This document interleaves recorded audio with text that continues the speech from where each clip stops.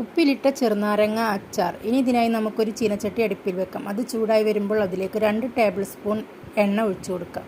എണ്ണ ചൂടാകുമ്പോൾ ഇതിലേക്ക് നമുക്ക് കടുകിട്ട് പൊട്ടിക്കാം. 1/4 ടീസ്പൂൺ ഉലുവ കൂടി ചേർത്ത് കൊടുക്കാം. ഉലുവ മൂത്ത് കഴിയുമ്പോൾ ഇതിലേക്ക് 2 വറ്റൽമുളകും 2 തണ്ട് കറിവേപ്പിലയും 1/4 ടീസ്പൂൺ ഇഞ്ചിയും 1/4 ടീസ്പൂൺ വെളുത്തുള്ളി പേസ്റ്റും 2 പച്ചമുളക് ചതച്ചതും ചേർത്ത് ഇളക്കാം.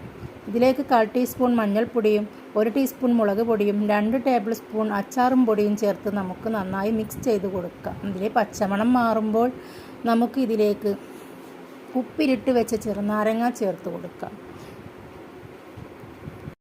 ചെറുനാരങ്ങ ഉപ്പും സുർക്കയും ചേർത്ത് ചെറുതായി അരിഞ്ഞ് 1 മാസം വരെ ഉപ്പിലിട്ട് വെച്ചതാണ്.